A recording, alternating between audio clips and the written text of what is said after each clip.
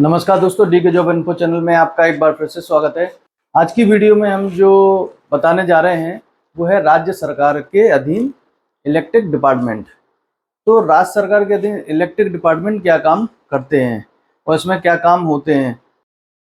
तो बहुत ही सिंपल सा काम होता है और आप सभी लोग इसको जानते हो कि जो राज्य में बिजली का वितरण, यानी आपके घर में जो लाइट जल रही है, ये राज्य सरकार की तरफ से प्रोवाइड कराई जाती है। हर राज्य में बिजली का वितरण राज्य सरकार करती है और उसका मेंटेनेंस, उसकी देखरेख और उसका बिल कलेक्शन जो भी है वो सारा काम राज्य सरकार के अधीन होता है। तो आपको ये काम करने होते हैं। तो इसमें भर्ती कैसे होते हैं? भर्ती आपको जो राज्य का कर्मचारी चयन आयोग है किसी भी राज्य का, उसके थ्रू आपको इसमें भर्ती होना होता है, भर्ती मोड। और इसके लिए क्वालिफिकेशन क्या क्या चाहिए होती हैं, तो ये डिपेंड करता है कि आप उस विद्युत विभाग में किस पद पर जाना चाहते हैं। अगर आपने आईटीआई की है, आईटीआई किससे की? इलेक्ट्रिकल से, इलेक्ट्रिकल ट्रेड से आईटीआई की है, तो आप उसमें टेक्नीशियन पर जाएंगे। अब टेक्नीशियन का काम क्या होता है कि जैसे कहीं कनेक्शन प्रॉब्लम हो गई है या कुछ नया वर्क करना है या ट्रांसफार्मर खराब हो गया है तो उसको रिप्लेस करना है, बदलना है, रिपेयर करना है, तो ये सारे काम आपको इस विभाग में करने पड़ते हैं। तो ये भी एक राज्य का विभाग है, राज्य सरकारों के अधीन होता है विद्युत विभाग। इसमें आप अगर चाहें तो आप अगर नौकरी कर सकते हैं, वो भी बहुत सिंपल तरीके से। उसमें आपको वही आईटीआई चाहिए होती है, या अगर आपने जेई जेई बनना है, उसमें जूनियर इंजीनियर बनना है, तो आपको उसके लिए डिप्लोमा करना होगा, यानी इलेक्ट्रिकल से डिप्लोमा करना होगा। तो अब डिप्लोमा इलेक्ट्रिकल से आप अगर करते हैं या इंजीनियरिंग की डिग्री करते हैं इलेक्ट्रिकल से, तो भी आप इसमें भर्ती हो सकते हैं, डायरेक्ट इंजीनियर भी बन सकते हैं। अब इनके भर्ती के मोड अलग अलग होते हैं, वो हम आपको बताते हैं कि इनकी भर्ती के मोड क्या क्या होते हैं। जो कर्मचारी लेवल पे आते हैं, जेई तक आते हैं, उनका कर्मचारी चयन आयोग के द्वारा, जो भी राज्य का कर्मचारी चयन आयोग है उसके द्वारा भर्ती की जाती हैं इसके लिए। और जो उनके इंजीनियर हैं डायरेक्ट, वो आपको जो राज्य का लोक सेवा आयोग, राज्य का जो भी जिस भी राज्य से आप हैं उस राज्य में अगर आप अपने विद्युत विभाग में डायरेक्ट ऑफिसर बनना चाहते हैं, तो आपको राज्य के लोक सेवा आयोग के थ्रू आपको अप्लाई करना होगा। तो राज्य लोक सेवा आयोग इसके लिए एक एग्जाम कराता है, जैसा राज्य लोक सेवा आयोग अन्य जो जैसे कि एसडीएम, डीएसपी के लिए एग्जाम कराते हैं, वैसे ही इसके लिए एग्जाम कराते हैं। उसमें आपका जो एग्जाम पैटर्न है वो हम बाद में वीडियो बनाएंगे, उसमें बता देंगे कि किस तरीके से एग्जाम पैटर्न आता है। आता नॉर्मल ऐसे ही है कि पहले जनरल नॉलेज तो आपको करना ही करना होता है। किसी भी कॉम्पिटिटिव एग्जाम में बैठने के लिए आपको अपने विषय के साथ साथ जो जनरल नॉलेज है, करंट नॉलेज है और आपकी जो मैथ्स है, ट्रिकी मैथमेटिक्स इस टाइप के जो आते हैं क्वेश्चन, वो तो आपको करना ही करना है। और साथ साथ में एक आपका जो सब्जेक्ट है उसको करना है। तो टेक्निकल में जाने के लिए आपको अपने सब्जेक्ट के पेपर्स देने पड़ते हैं।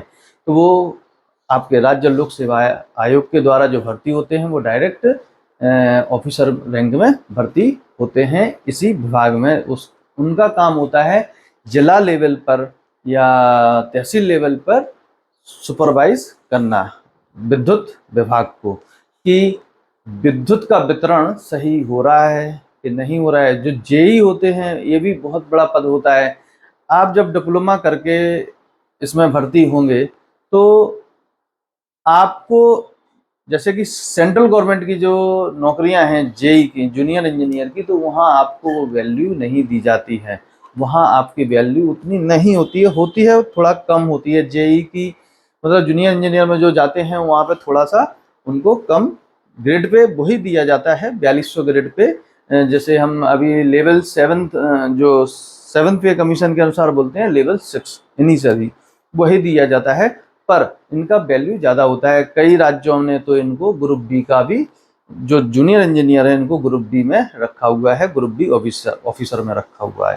तो ये एक आपको एडवांटेज राज्य सरकार में मिल जाता है, क्योंकि आप जनरल पब्लिक से जुड़े हुए हैं तो आपकी वैल्यू थोड़ी ज़्यादा सी हो जाती है। किसी भी जगह की अगर लाइट में कोई प्रॉब्लम आ जाती है, जैसे कि कोई नेचुरल क्लाइमेटी आती है, जैसे भूकंप आया या फिर हवा चली तेज, बारिश हुई जिसके कारण की लाइट कट जाती है, कोई प्रॉब्लम हो जाता है, वायर टूट जाते हैं, तो उस समय पब्लिक चाहती है कि आपसे जल्दी से जल्दी काम करे, तो वो आपसे शिकायत भी करेंगे, सर प्लीज़ जल्दी कर दें, जल्दी से हो जाए तो अच्छा है। वो भी जानते हैं कि आपका इसमें कोई दोष नहीं है, फिर भी करना तो है, तो आपसे वो रिक्वेस्ट जरूर करेंगे। तो मतलब एक पब्लिक टच हो जाता है, जो आम पब्लिक है आपके राज्य की वो आपसे टच में आ जाती है, यानी आपसे जान पहचान बना लेती है। थोड़ा अच्छा लगता है कि हम किसी के लिए काम कर रहे हैं, यानी देश के लिए काम कर रहे हैं, देश सेवा के लिए काम कर रहे हैं, तो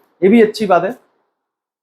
आप टेक्नीशियन हो या जूनियर इंजीनियर। तो अब बात करते हैं कि टेक्नीशियन का काम कैसा होता है। तो जो टेक्नीशियन में भर्ती होते हैं उनको क्या क्या करना होता है, इसमें कैसे काम, अगर आप भर्ती हो गए इसमें तो आपकी नौकरी रहेगी कैसे। आपकी नौकरी जो है 24 घंटे वाली नहीं है। सबसे पहली सबसे बढ़िया एक सुविधा आपको ये होती है, आपको रेस्ट संडे सैटरडे ऐसा फिक्स नहीं है, किसी भी दिन आपके जो जूनियर इंजीनियर हैं वो फिक्स कर सकते हैं। तो आपको, क्योंकि 24 आवर चलने वाला ये डिपार्टमेंट है, तो कई लोगों की 24 आवर लगाते हैं, कहीं भी लाइट सप्लाई अगर ठप हुई तो आपको वो देखना होगा। कई लोगों की जनरल शिफ्ट में ड्यूटी लगाते हैं, जनरल शिफ्ट का मतलब होता है सुबह आना और शाम को चले जाना। तो इनके लिए फिक्स काम होता है कि जो जनरल ड्यूटी में आते हैं कि आपको ये इतना सा काम, यानी चेकिंग का काम करना होता है कि कहीं पे वायर जो प्रॉब्लम है उसको आज रिप्लेस करना है, या ट्रांसफार्मर चेंज करना है, या कोई और मेंटेनेंस काम करना है। फिक्स वर्क जो होता है वो जनरल वालों को होता है। इमरजेंसी जो वर्क होता है, इमरजेंसी का मतलब होता है कि कहीं वायर टूट गया रात को और लाइट सप्लाई ठप हो गई है शहर की, तो आपको इमरजेंसी में वहाँ जाना पड़ेगा। हो सकता है कि प्रॉब्लम अगर बड़ी हुई तो आपके जेई को भी आपके साथ आना होगा। तो इस पे बहुत सारे लोकल्स जो बॉडी होती हैं, जैसे कि विधायक हैं, सांसद हैं लोकल, उनके भी फ़ोन आ सकते हैं आप पर, जेई पर आ सकते हैं, जूनियर इंजीनियर पर, कि जल्दी से लाइट को सही करो, जनता परेशान है। तो थोड़ा प्रेशर भी रहता है, पर काम में ज़्यादा प्रॉब्लम नहीं आती है। इतना तो चलता है, 1-2 घंटे लोग सहन कर लेते हैं, और इतने में आप काम कर सकते हैं। उतना प्रेशर नहीं होता है कि नहीं 10 मिनट में ही करना है वो। और आजकल तो बहुत अच्छी व्यवस्था आ गई है कई राज्य सरकारों ने, जो पहले ऊपर वायर होते थे अब अंडरग्राउंड लगभग अंडरग्राउंड कर दी है। कवर्ड, जो पहले खुले वायर होते थे इलेक्ट्रिक के, वो कवर्ड वायर आने लगे हैं, तो उतना ज़्यादा प्रॉब्लम अब है नहीं। काम थोड़ा आसान होने लगा है पहले से, नौकरी में पहले से ज़्यादा सहूलियतें होने लगी हैं। आपको इलेक्ट्रिक पोल पर चढ़ने के लिए पहले चढ़ना पड़ता था टेक्नीशियन के रूप में, अब आपको वो गाड़ी प्रोवाइड कराई जाती है, तो आप उससे ऊपर लिफ्ट उठा के आपको जाती है, वहाँ पे आप काम करते हैं और आ जाते हैं। ये हो सकता है छोटे छोटे जो जगह हैं वहाँ पर नहीं दी गई हो वो सुविधा, पर ज़्यादातर दी जाती हैं बड़े बड़े शहरों में। हर राज्य के बड़े बड़े शहरों में ये सुविधाएं होती हैं। अगर आप जेई बनते हैं तो आपके क्या काम होंगे। जेई बनते हैं तो आपको ये पूरा सुपरवाइज करना है। नए कनेक्शन, जैसे कोई नए कनेक्शन मांगता है, उसके लिए एप्लीकेशन करता है, उसको कोई प्रॉब्लम हो रही है कि उसमें कुछ विशेष प्रॉब्लम आ रही है, तो वो आपको सॉल्व करना है, उसकी जो समस्याएं हैं वो सुनना है। और आपके ज्यूरिडिक्शन में जितना क्षेत्र आता है उस क्षेत्र में क्या क्या समस्याएं हैं, विद्युत से लेकर के, या फिर सही चल रहा है, सुचारू रूप से चलाने का जिम्मा आपके ऊपर होता है एज ए टेक्नीशियन में। आपके अंडर में कई टाइप के बाबू होंगे जो कि बिल कलेक्शन और बिल जनरेशन का काम भी करेंगे, वो सब आपके अंडर में होंगे। हाँ, जेई के अंडर में होते हैं। तो एक पूरा डिपार्टमेंट होता है, आपके अंडर में बहुत सारे लोग होंगे, टेक्नीशियन होंगे, नॉन टेक्नीशियन बाबू कैडर में लोग होंगे, वो सब के सब आपके अंडर में काम करेंगे। इसलिए मैं कहता हूँ कि जो सेंट्रल गवर्नमेंट में जो वर्क है और राज्य सरकार में जो वर्क है, जूनियर इंजीनियर में बहुत फर्क है। जूनियर इंजीनियर की जो पावर राज्य सरकार में होती है वो सेंट्रल गवर्नमेंट में नहीं होती है, क्योंकि वहां पर आपको सिर्फ टेक्नीशियन दिए जाएंगे, नॉन टेक्निकल नहीं दिए जाएंगे। वो एसएससी लेवल पे दिए जाते हैं, सीनियर सेक्शन इंजीनियर लेवल पर दिए जाते हैं, और उतना पावर फिर भी नहीं होता है। पर जो पावर यहाँ होती है वो अलग ही होती है, आपको अलग ही फील कराएगी, नौकरी का अलग ही मजा दिलाएगी। बहुत ही अच्छी जॉब है।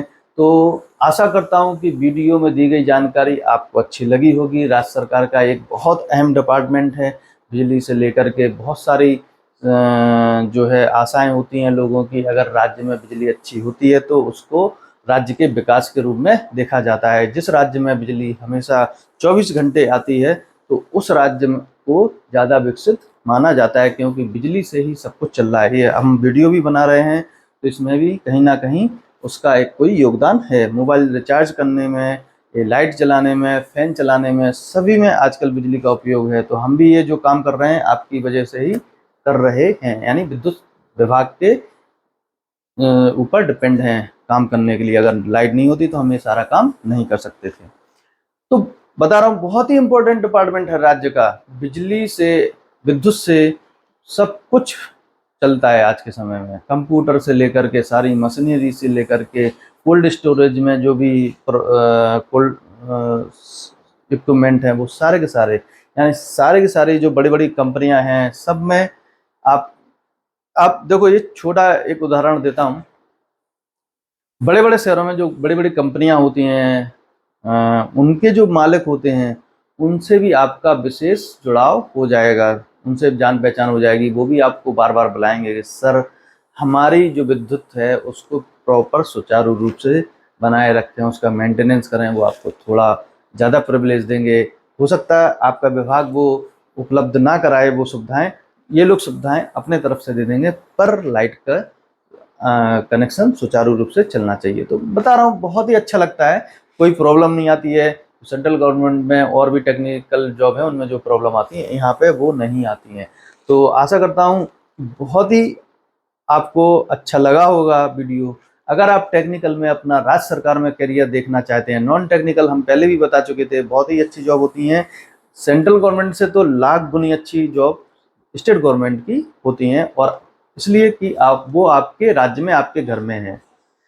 दूसरा, ये नॉन टेक्निकल में हम जो बता रहे हैं कि अगर आप नॉन टेक्निकल में भी अपना करियर देखना चाहते हैं तो आप अगर 12वीं कर रहे हैं या 10वीं कर चुके हैं तो 12वीं करके आप ITI करके ये तैयारी करके पा सकते हैं। तैयारी के विषय में हम आपको अगले वीडियो जो हम बनाएंगे उसमें बताएंगे कि इन कंपटीशन एग्जाम की तैयारी कैसे की जाती है, कौन सा कंपटीशन है, उसमें क्या क्या पूछा जाएगा।